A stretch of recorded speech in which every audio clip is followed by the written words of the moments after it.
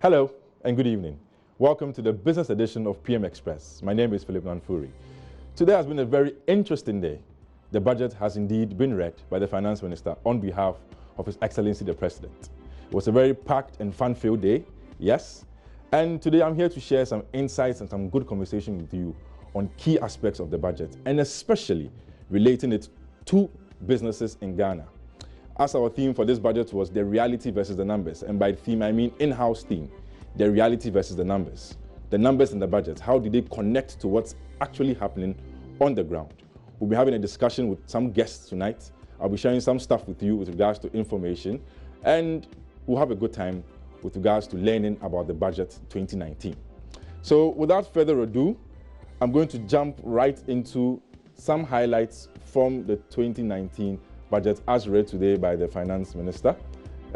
Just a second here, if I can just open this up. Okay. Yeah, okay, that's good.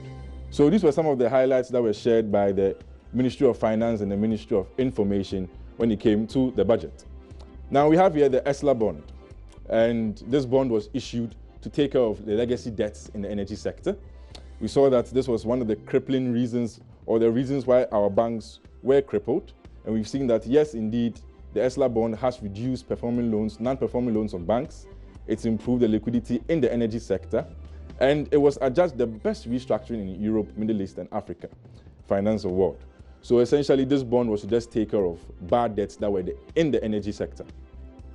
Moving on, banking sector initiatives. This year, or from last year, August, to this year, August, we've seen the banking sector dominate when it comes to problems in that sector. The Finance Minister touched on this in the 2019 budget, and as we are all well aware, the increase in the minimum capital requirement is expected to take place or to kick into effect by December this year by the Bank of Ghana. However, so far they have spent 9.9 billion Ghana cedis in dealing with the challenges in the banking sector, and that's a lot of money. You know, there's always the arguments that should it be the private sector or the public funds that should be used to bail out these banks, the failed 7 banks? Well, it will surprise you to know that in the budget, the Finance Minister says if there are any private individuals which are culpable in this, they will be sought after to recoup state funds or public funds that were used in bailing them out. So the banking sector also featured prominently in the 2019 budget. Moving on, we have the Infrastructure for Poverty Eradication Program, IPEP. And this featured firstly in the 2017 budget with the theme Sowing the Seeds for Growth and Jobs. It's featured again in the 2018 budget, and here again it is in the 2019 budget. The government says they are building up on their programs and policies in the various budgets. So you have a build-up of programs from 2017 through to 2018 and now in 2019. So we have the National Industrial Revitalization Program, where essentially they were going to help out distressed companies as a way of boosting our industrial drive. And as you know, we've experienced some low growth when it comes to the industrial sector as a result of a plethora of challenges.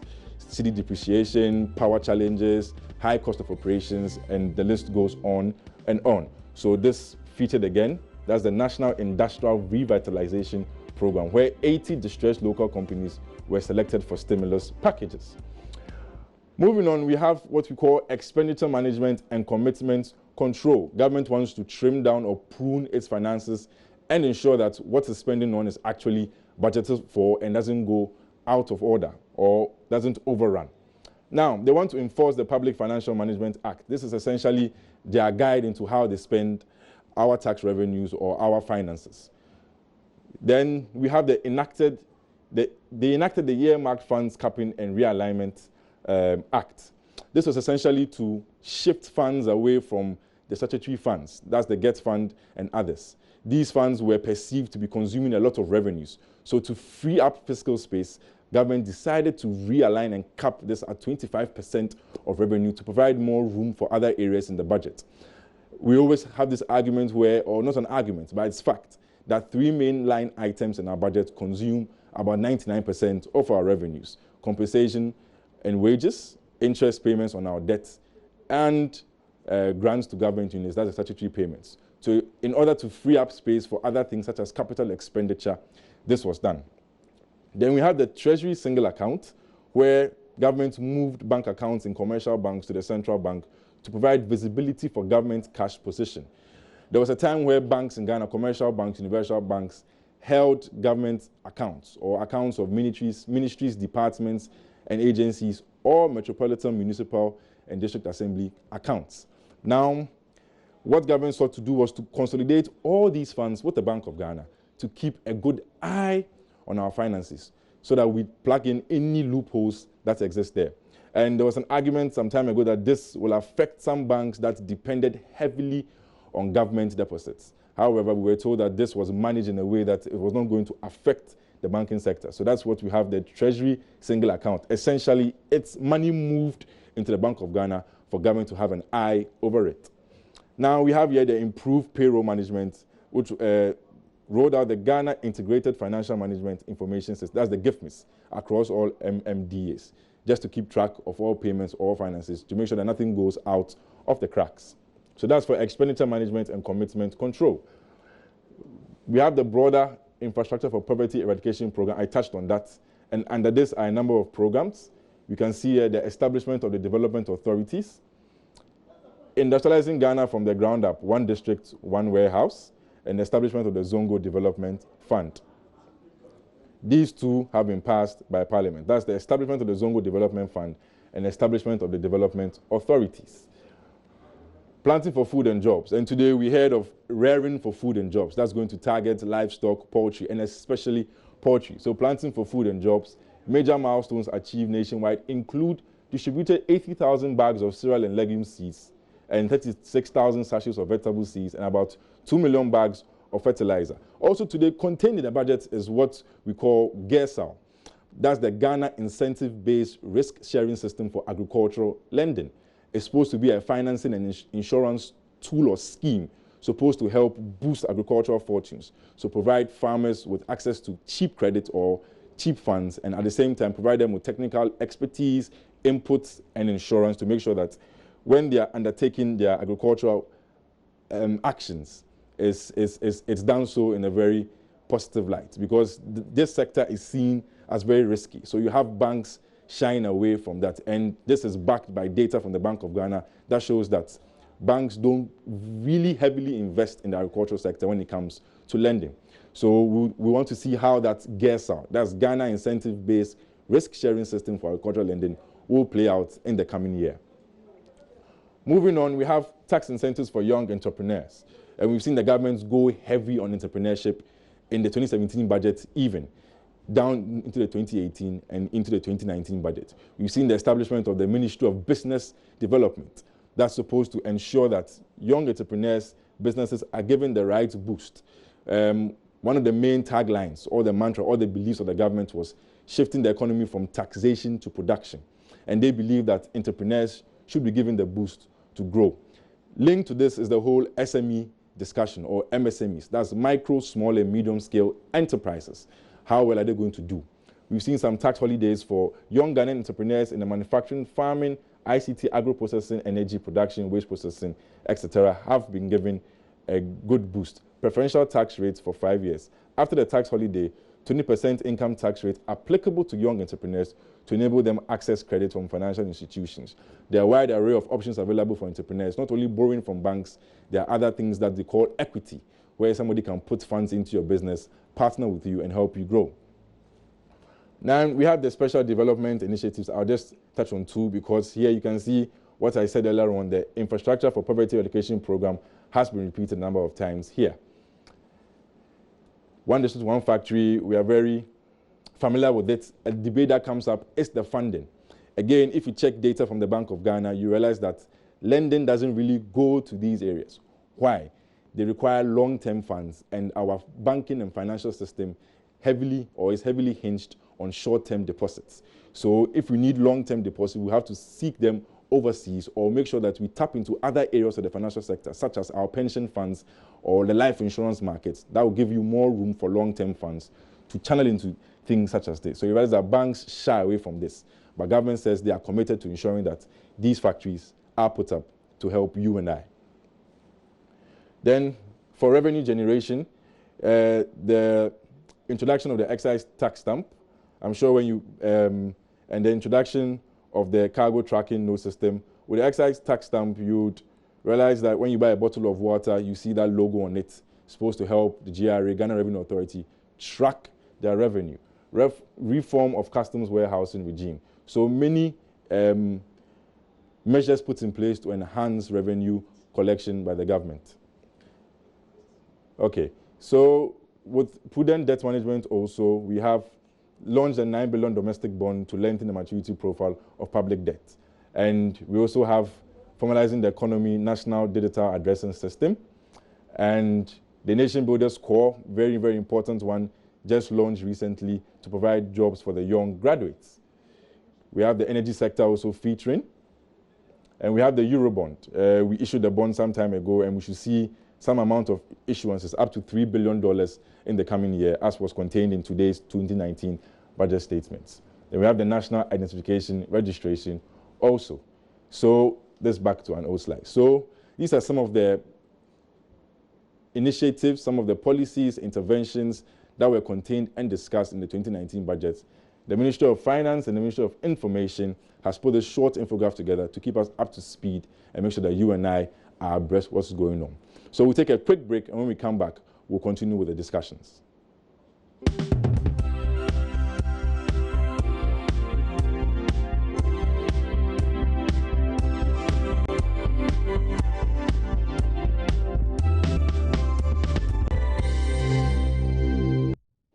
The Association of Ghana Industries has reacted to the 2019 budget, saying it somewhat met the expectations of Ghanaian industries. Even though government pledged more funding to improve industrialization, the AGI insists much was not heard about the one district, one factory policy and its financing. CEO of the association, Seth Chum Akwabwa, spoke to Joy Business.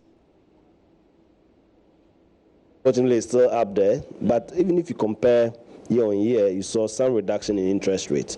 Of course, not up to the level that we expect, but there was some stability. Until recently, also, there was, reasonable stability in the exchange rate until the last 2 months or so.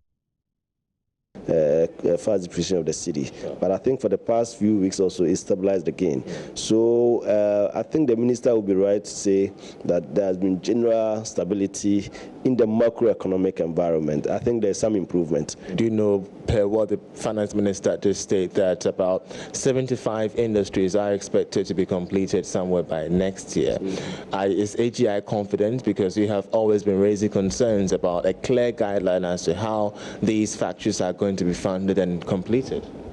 Well, I think the expectation was even higher, that at the initial stages we will have so many of them established. But the AGI's position has always been that, knowing that we are the operators and we know how industries are set up, that it's not just a political gimmick. Your political dogma can never replace economic reality. So when it comes to establishment of industry, you can't just wish it. It has to go through some processes. So the numbers for me was not very critical, but the efforts, and the strategies that is being put in place to ensure that we have a certain number is more important. So the government is saying about 70 industries are supposed to be set up. We will need to follow up to see the stage where they are, to be very sure that indeed by the end of the year, by the end of next year, we have those numbers. But that should be possible. Nothing's because that should be possible, because it's taken us about a year and a half to come this far, and it's a major focus of government. So if government says we could have 70 industries set up, why should we doubt it? What is even more important is that we need to monitor and make sure that indeed it happens, because it can create jobs. So for me, that is also critical. Okay. Yeah. Okay. And of course, whenever we're talking about industries and business development, the issues about regulations, business regulations, we've had interactions with you previous times when you raised concerns about how scattered the business regulations in the country are. This time around, we're getting word from the finance minister and even the trade minister before the budget hearing that we're going to be having all regulations boxed into one come next year. Do you think this is enough assurance for investors and entrepreneurs alike? Well, there are several things that the investors look at when it comes to making a decision to invest, and regulation is part of them. That is not the only reason why they would invest, but definitely once you have a coordinated regulation, because some of the regulations are conflicting. So if you have it properly coordinated, properly documented, properly circulated, and discussed, then it means that you are helping to improve the business environment. The AGI also welcomed the review of the income tax band as good news for investors. The Association of Ghana Industries says the review of the income tax band from 10,000 cedis to 20,000 cedis at a tax of 30% does not only send the right signals to investors, but also reduces the cost of living among business leaders. Here it's Setum Akwaba again, the CEO of the AGI. When you reduce taxes, it means you are denying government some revenue.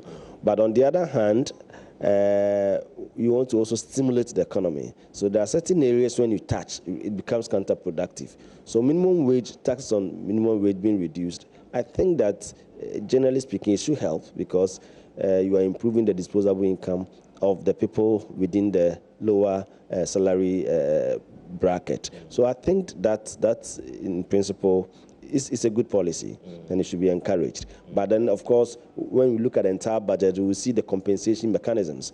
Where else is government, whilst you are reducing taxes in certain areas, where else are you getting the income from?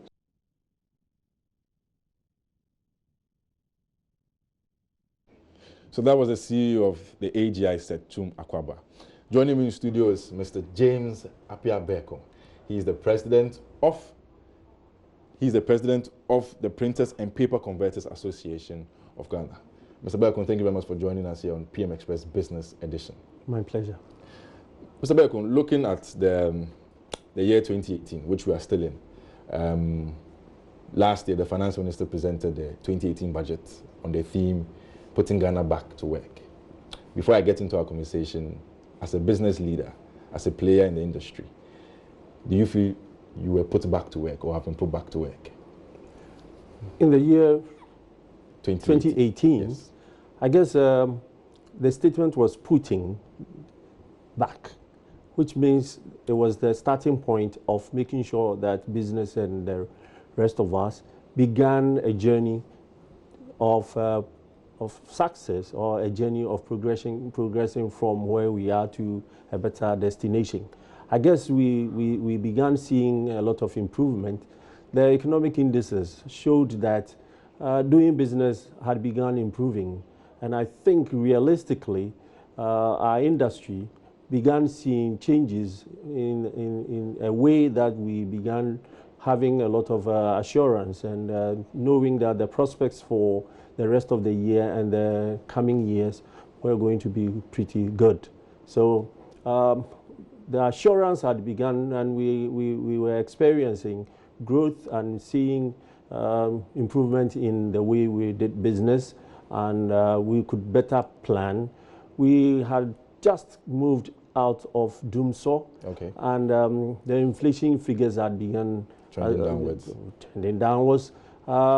The cost of borrowing hasn't changed too much. However, every little improvement is a step in the right direction.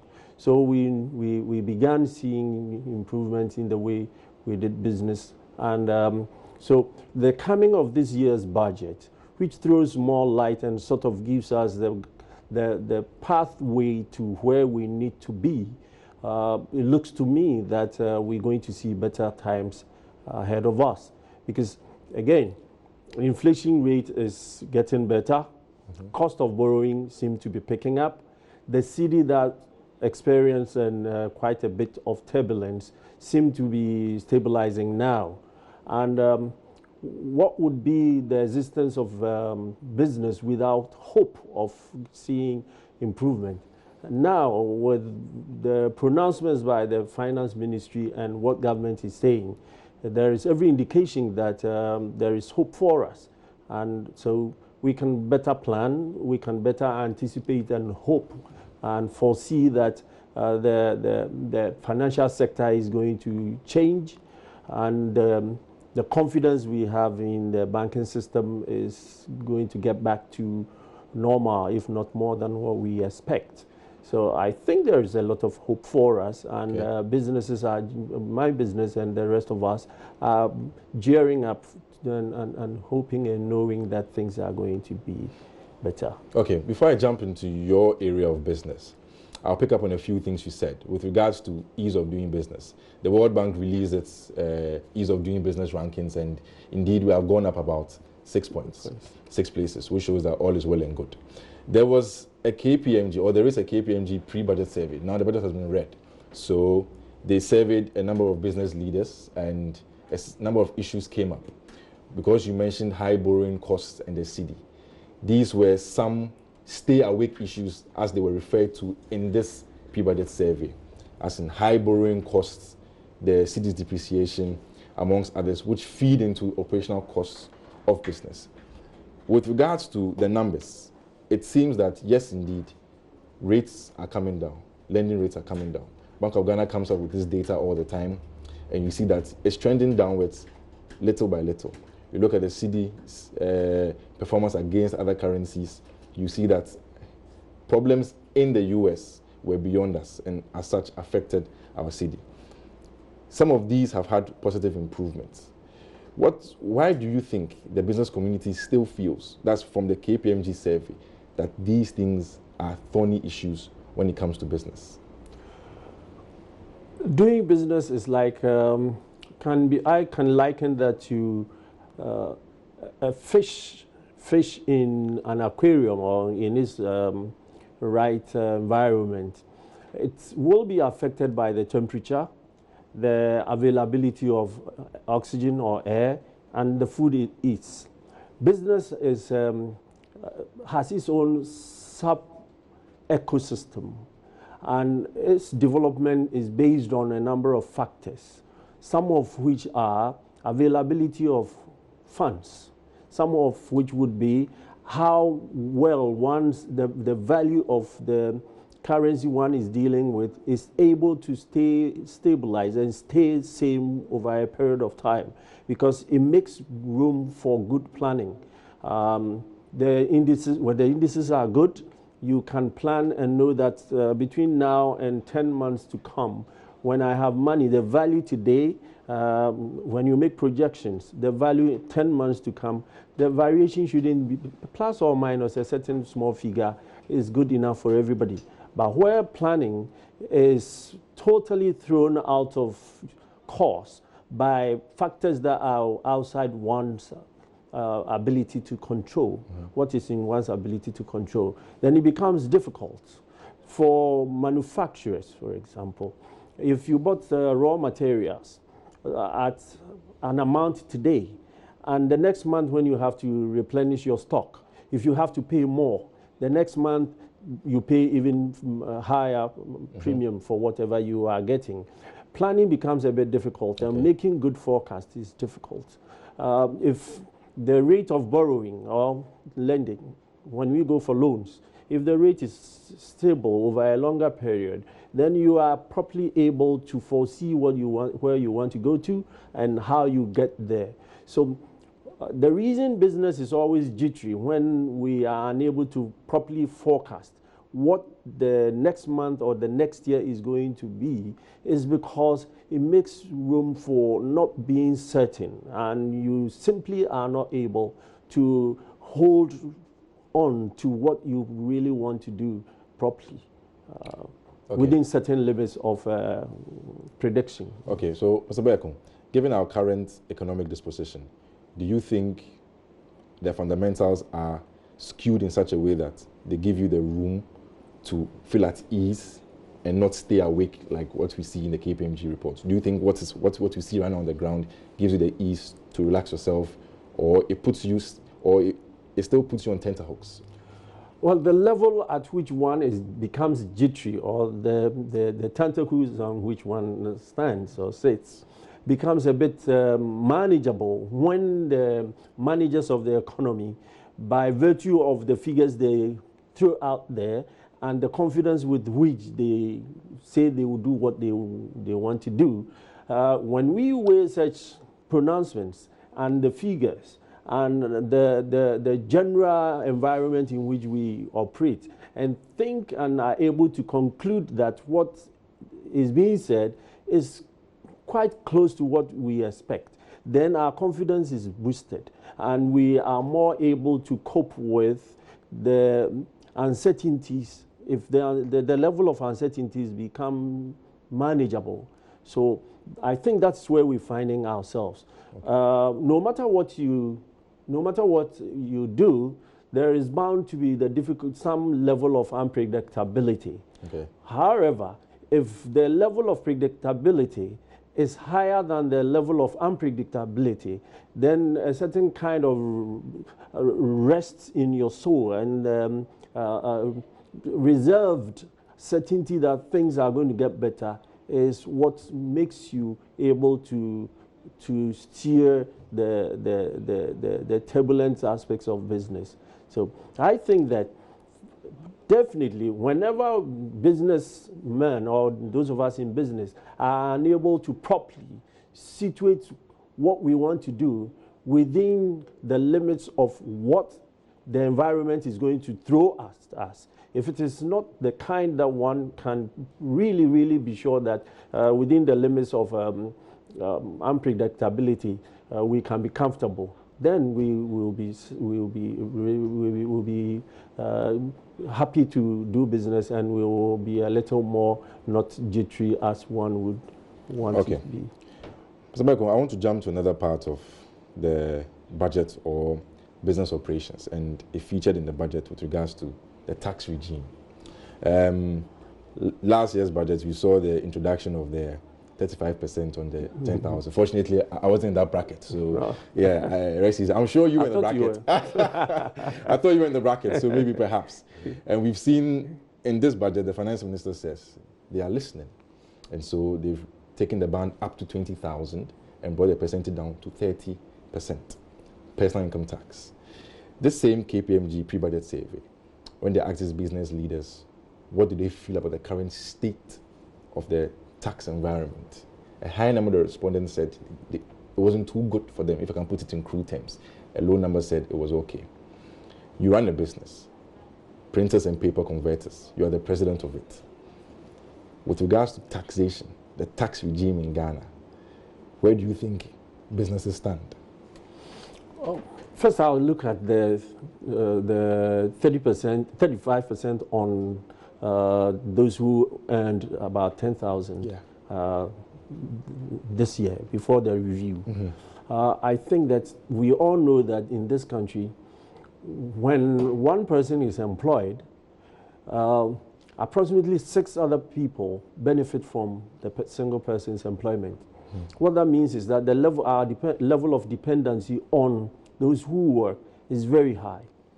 And looking at the number of people who constitute the middle income bracket, it looks like the middle income bracket is larger than the higher income. And so the middle level, number of people in the middle level seem to take care of a lot of people in this country. And around 10,000 is even the upper middle level. Okay. And so when that figure was tempered with that number of people, the taxation became a bit higher. What it meant was that it was going to affect a lot of people. And the experts would say that personal income tax exceeded even corporate taxes, because 35% or so of a person's income taken away by way of taxation, as opposed to the 25%, as opposed to the 25%, it was quite on the high side. True. So that was one thing. But it is also good to say now that paying taxes is not anything that anybody would embrace. So if you ever took a census or did questioning people as to whether or not the taxation system is good enough, almost invariably, we will complain that it's harsh.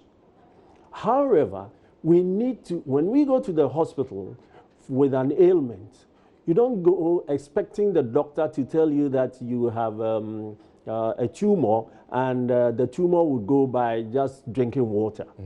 Sure. It is the professional who sits and knows that this tumor can be fatal, and the only way to prevent the patient from dying is to do the unwelcome thing by removing the tumor. Exactly. Governments can never, ever do well without good taxation. And it is as, in our local parlance, we say it's as difficult and as painful as pulling hair from your nose. So I think that we will always complain that the tax system is burdensome. However, governments wouldn't have difficulty meeting the needs of we, the people who complain that taxation is difficult. What I believe we should be doing as business people is to make sure that we are able to produce more, we are able to employ more people, we are all able to contribute our little quotas so that government is able to run and our businesses are able to function properly.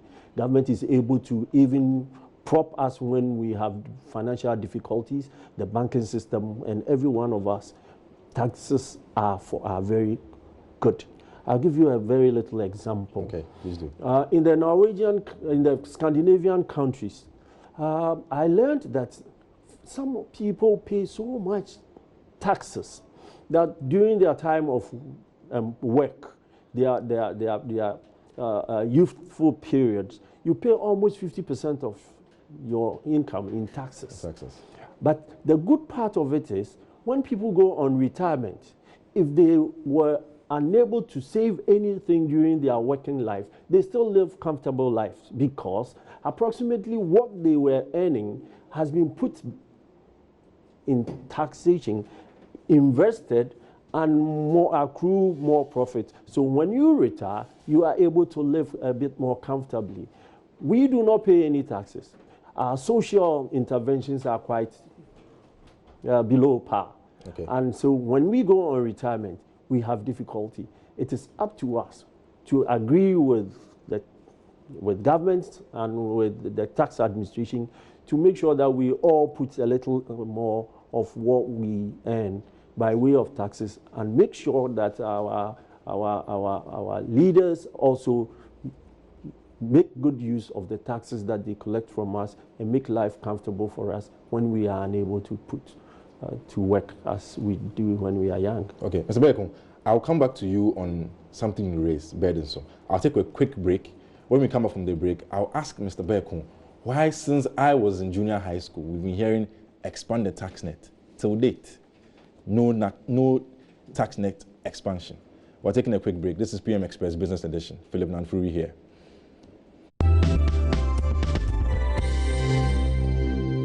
Thanks for staying with us. This is PM Express Business Edition. My name is Philip Nanfuri. Before the break, we're discussing the tax regime and the business operating environment within the context of our budgets. Now, I was speaking to Mr.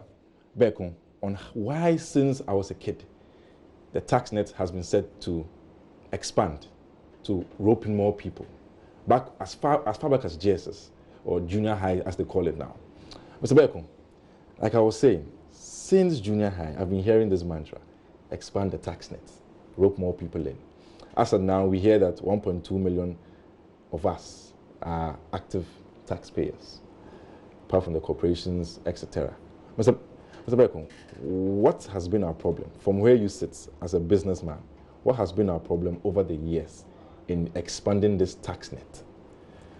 Well, not too long ago, I was listening to a program on BBC where the question came up as to why certain laws are made in a way that people can always find ways of avoiding them. And then the gentleman involved said, it's because the laws are made by people who are not engineers. Engineers restrict themselves to certain kinds of question asking and seek certain kinds of answers to problems. Since you were in JSS, the things that relate to being able to expand the tax net have not been addressed. The issues have not been addressed. One, our economy continues to be informal.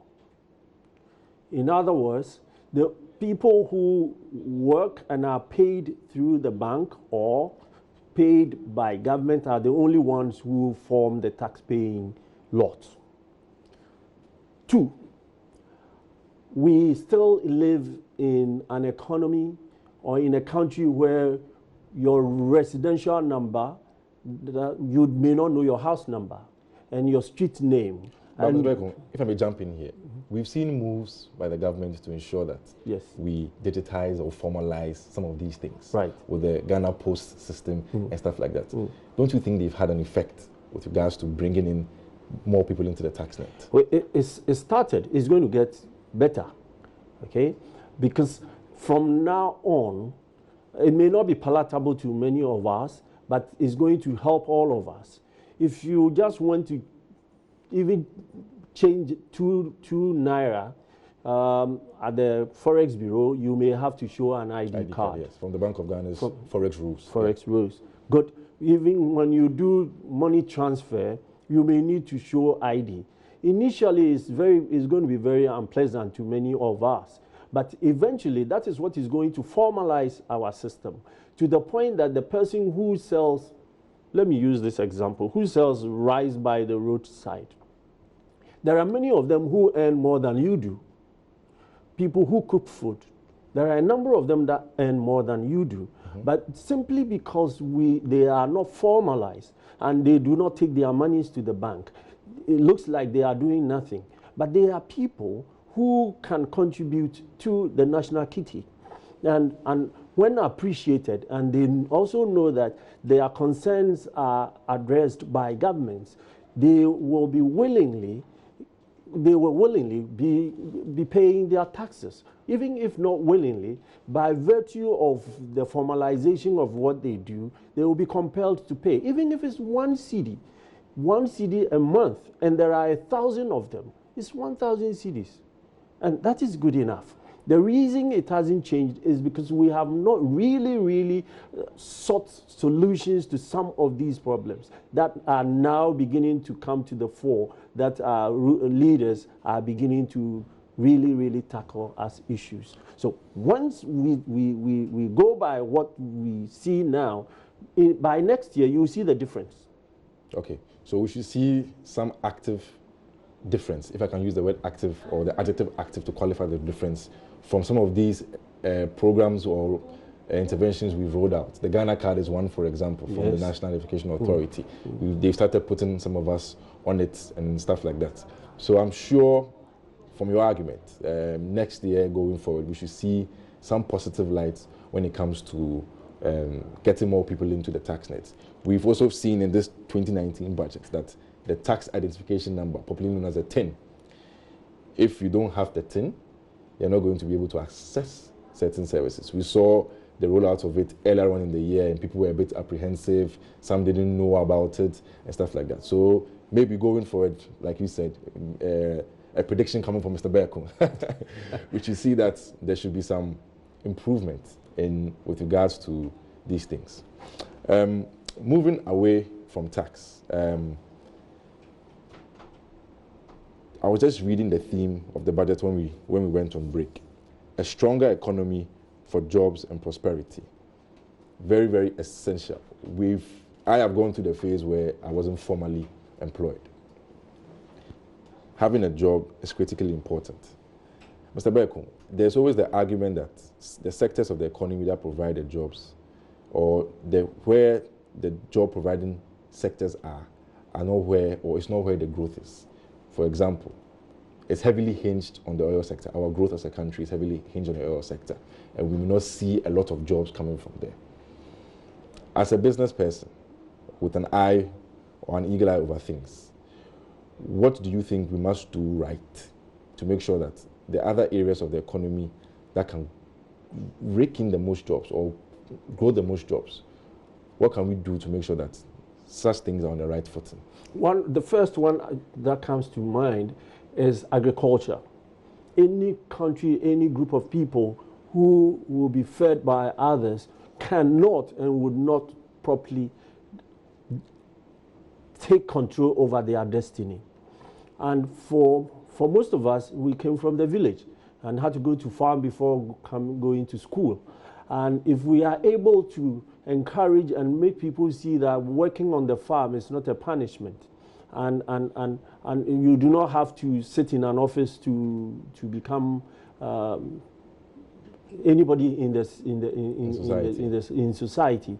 Once we encourage these things and we begin to grow what we eat and eat what we grow, we'll be solving several millions that we have to look for every year to buy food that we can cultivate in this country. So agriculture is one area that we should be looking at to create jobs, and I think the government has said that as a priority.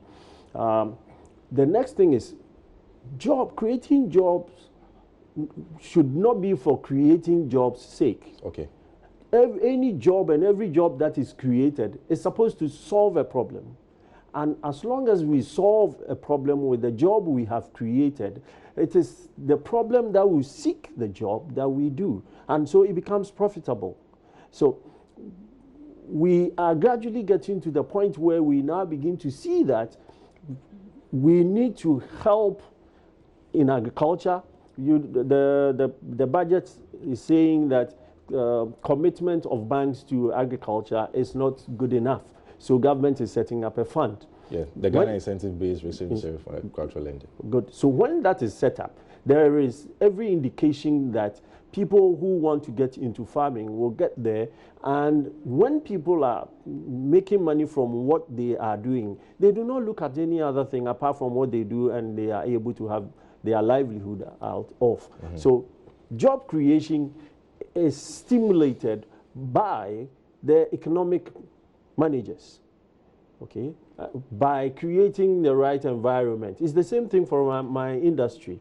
When the environment is good and people are producing, they need packaging materials, and then we have jobs to do. We can talk from morning to evening that we want jobs to feed our industry. But if people are not producing and there is no demand for packaging material, it would be an exercise in futility. So what we need to do is to look at the areas where we can create jobs by ourselves. And then when we do that, I believe that we will be doing a lot more service to ourselves. The oil money can be used to create jobs in other sectors, because the number of people that can be employed in that sector may not be large enough, okay, but the revenue would come. Okay. So when the revenue has come, look at Saudi Arabia, look at UAE. Now they are using their oil money to create agricultural inputs, yeah, and even encourage agriculture and other kinds of production and services that is pushing their country up. Okay, Mr. Berko, with regards to the agricultural debate, it's very key. Like you highlighted, and even during my presentation, I made mention of the fact that they want to put this on the ground. I remember this Ghana incentive-based risk-sharing system for agricultural lending was mooted in 2016. Mm-hmm. I thought it would kick off in earnest. We didn't see it. I saw it in 2017 budget. We've seen it in the 2018 budget. I've seen it in the 2019 budget again. I'm sure going forward, the right things will be put in place to ensure that that sector that can create enough jobs that we are known for globally, the agricultural sector, will be given the necessary boost to ensure that you and I are fed, like you said, and at the same time, jobs are also created for some of us. But there's also another key argument I wanted to raise with regards to jobs. Do you feel government should be in the business of providing jobs, or government should be the one providing the most jobs in an economy? Well, I think that it's a known fact that governments are to provide the conducive atmosphere within which private sector can thrive and create jobs. The American government does not own any serious industries, but they take care of their industrial gurus. They make sure the environment is good enough, mm-hmm, and then jobs are created. The banks are there. The other incentives are there. Insurance alternatives are there. So when you set up an industry, you take an insurance, and then if something goes amiss, insurance takes care. So I think that it is government's duty is to create a conducive atmosphere, and then private sector and entrepreneurship picks up the rest and push us up. Mr. Berko, as we wrap up, 2019 budget has been read. There will be discussions, there will be debates, there will be some back and forth. It is expected in our growing democracy. As a businessman, going forward, we are in November. 2019 will start, by God's grace, next year. Where you sit, are you going to relax yourself as we enter the year, or you are going into it with some caution when it comes to business operations? We're going into 2019 with a lot of vim. Sorry, I like that. With a lot of vim. Opportunities are just created, and opportunities created just hang. It is those who are ready and willing to seize the opportunity that make anything out of the opportunity, that are able to utilize the opportunity to their advantage. Government, by way of the budget, has told us what it wants to do, and the opportunities is going to put out there for anyone who wants to. It is up to us to plan within what is going to come out there, and also seize the opportunity out there to help the economy. Thank you very much. Thank you very much. My guest has been Mr. James Appiah Berko. He's the president of the Ghana Printers and Paper Converters Association. My name is Philip Namfuri, and this has been PM Express Business Edition. Good night.